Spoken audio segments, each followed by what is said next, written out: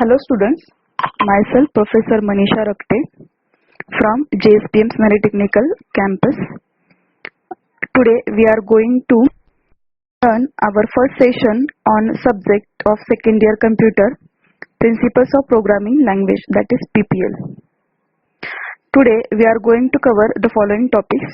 First is class fundamentals, basics of class, defining the class, declaring the objects, assigning object reference variables, methods in the class, returning a value. Now, introduction. Class forms the basic of object-oriented programming in Java. It is the core of the Java. Whichever concept you wish to implement in a Java program must be encapsulated within a class. Java is an object-oriented programming language. Object is vital concept of object-oriented programming language. Classes provides a way of packing together data and functions which work on the data.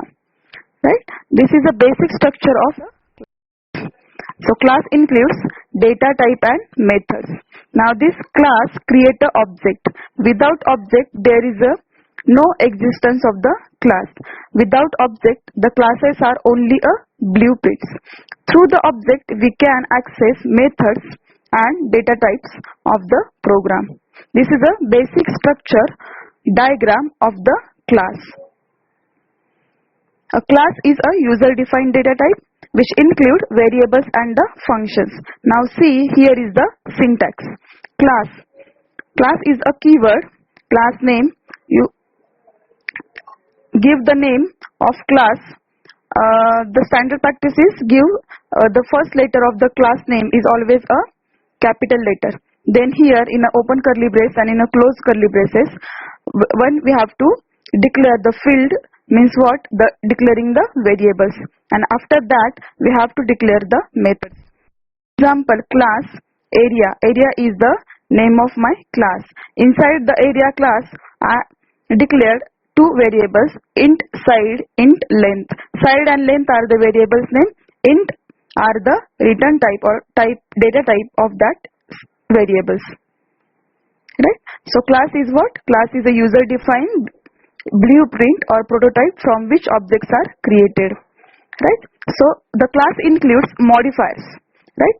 The class can be a public or it has a default access, that is private. Then class name. So class name should begin with the initial letter. Then superclass if any. In Java there are parent classes. Right? So if we want to add any superclass, we use the keyword extend. Then interfaces. A comma separated list of interfaces are implemented in a class. So preceded by the keyword implement. So if we want to use interfaces in a classes, then we used the keyword implements. And then the body is nothing but the actual code or actual definition of the class.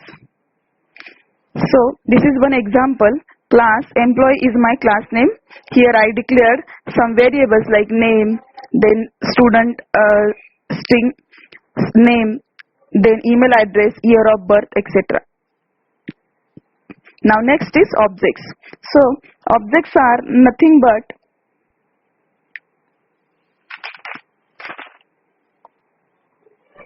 the instance variable, right?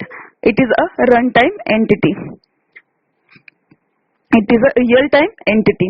So objects having three states, three basic properties. One is a state. What is a state? State is nothing but the attribute of an object, right? Also reflect the properties of an object. Behavior is nothing but the methods which is represented by that particular object. It is nothing but the functionality which will be run by that particular object. An identity is nothing but unique name of an object. By using this identity or unique name, we can interact with one object with the another object. Now to create objects in a Java, there are two ways. By using a constructor. When a constructor call in a program, the objects. When objects are created, constructor is get called automatically. So by using a constructor new my class is the name of my class and new is a keyword. And second method is by using the new method, new keyword. So new is a keyword. So for example, if I want to create a class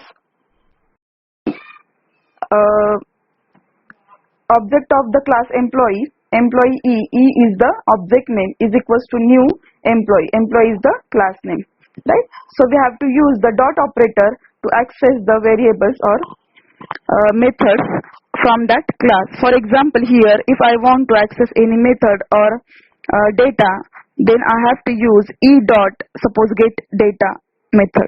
So dot operator we have to use, right? Now when we create object, for example here class name object name, this is the syntax.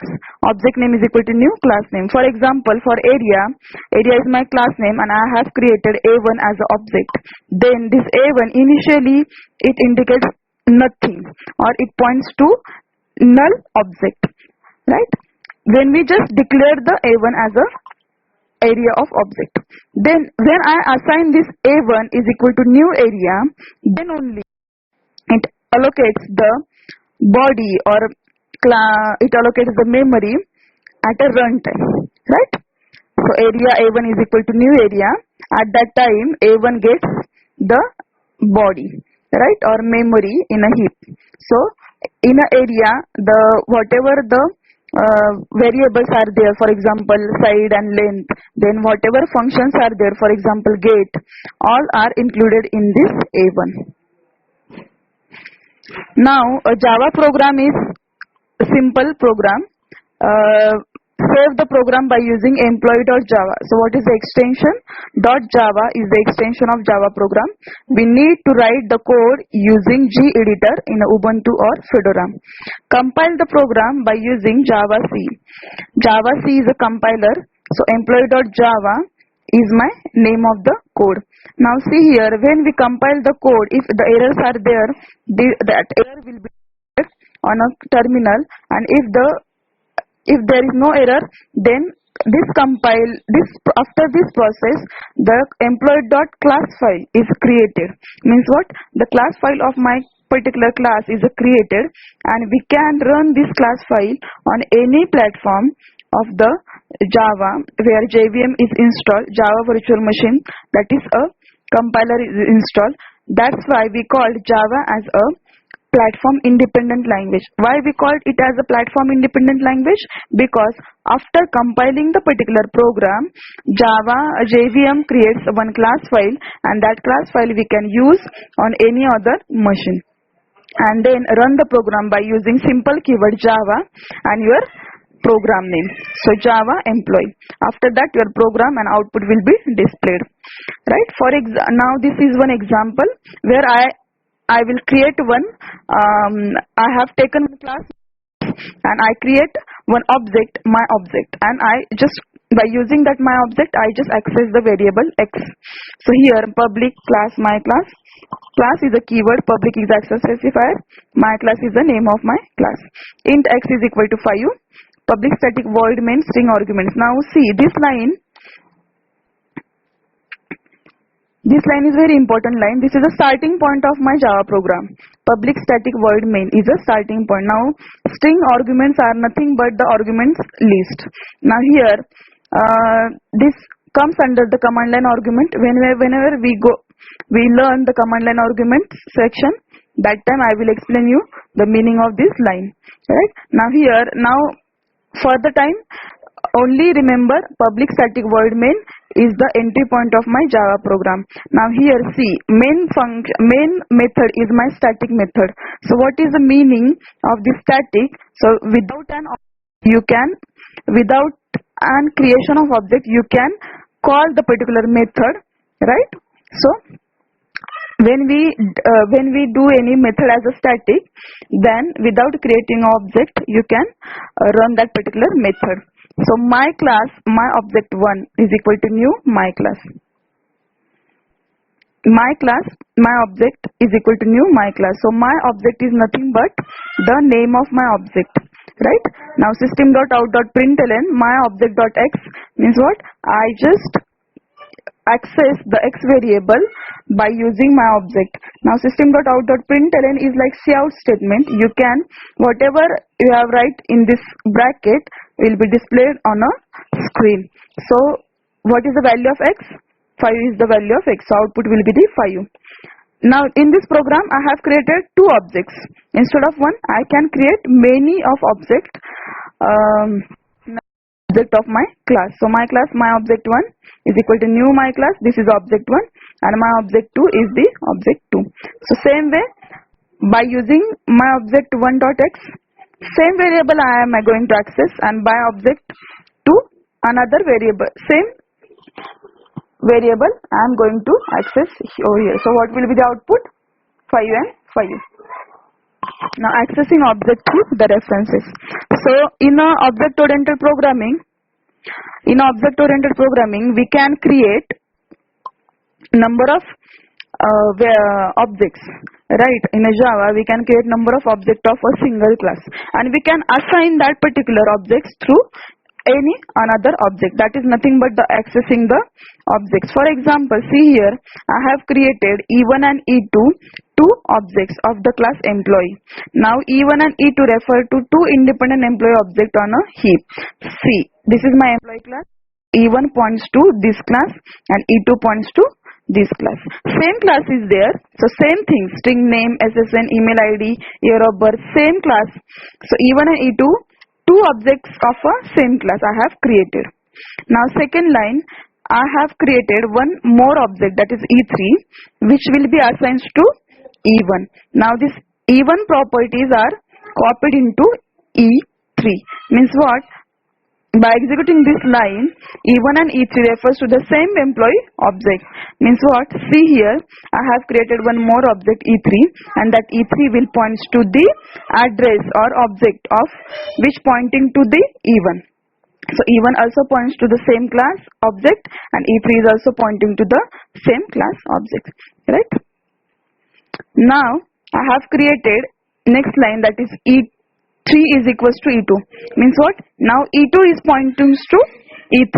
Now E2 and E3 equals to the same employee object. See here, E3 objects now pointing to E2. So the connection between this earlier stage, that is E3 pointing to E1, get crash, and now E3 pointing to E2 object. And E1 is equals to null. Whenever we assign any object to null, that means no longer refers to any object. That particular object will no longer refers to any another object. Now next is methods in the class. Now methods are nothing but the particular functions or a procedure in the procedural programming languages or in a Java languages. Methods are the most important part of any object-oriented languages. Classes and objects provide framework, right? Classes consist of two things, instance variable and the methods. Class and instance variable provide a way of holding that class or object's attribute and the state. So it is the method that provide an object's behavior and define how that objects interacts with each other.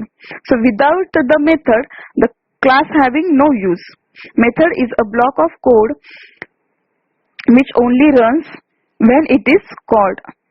So you can pass parameters to the method, right?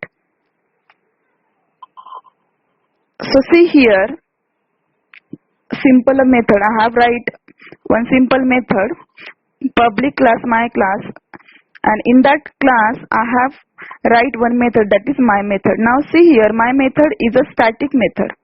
So whenever the method is static, no need to create an object. So after calling this method, what will be the output? Print hello world is the output. So just this method is just print one line, that is hello world. Now see here, this is the syntax, basic syntax. So the type method name and parameter list. So type is nothing but the return type, what that method should return. If it return nothing, then return type is void. Otherwise it should be int, float, double, whatever the type of return that particular method name, and then parameter list. So parameter list may include integer, character, float, anything, right? Now see here another example. I have created two methods over here. One method is my static method and another method is normal method. Now see here, in my class static void my method system.out.println hello world. My method is a static, right? So how to call this method? In a main function I have just called the method, that is my method. So here I have not used any object to call this my method, right? But here my static method is a static method, but this method is not a static. So to call this my static method, it directly just call particular my static method. But if I want to call this public method, which is not a static, then I have to create one object, right? I have to create one object of that particular method and I have to call that particular method. So what will be the output? Static methods can be called without creating objects, and second line public methods can be called by creating the objects. Now returning the value. The return keyword finishes the execution method and can be used to return a value from the method. Means what? When we use this return keyword in a program, or when we give any return type, for example, see here my method is a return type is integer, so it should return something of integer type. So here is one particular example. In my class static int my method int x, so what it return 5 plus x. So when we call this my method, whatever variable x have assigned at a runtime will be added with this 5 and the value is returned to the main function. So public static void main, in that main function I have just called my method. So my method, and I have passed one argument 3. So this 3 will be passed to this x, and 5 plus 3, that is equals to 8. So what is the output? 8 will be the output. Thank you. So this is session 1 or first of unit 5. Now the questions, university questions on this particular topic. See, for this particular unit only one question is asked. For this particular topic one question is asked. See, unit 5 is for 13 marks in a final exam, right? And unit 6 having a 12 marks. So this is one question of 6 marks. What are the objects and classes in a Java? So for this what we have to do, we have to just define what is a classes, definition of classes, definition of objects, then syntax, how to define a classes, objects, and then take one example and explain that examples with the help of, right, and then with the help of diagram. And this is a theoretical subject, so neat and clean diagrams and point wise is the expected. Now state 3 major OOP programming principles used in the Java. So object oriented programming like inheritance, polymorphism, then static, abstract, constructor. These are some of the examples. So you can state any 3 OOP principles, right? You might learn this in a unit number 4, right? So thank you very much.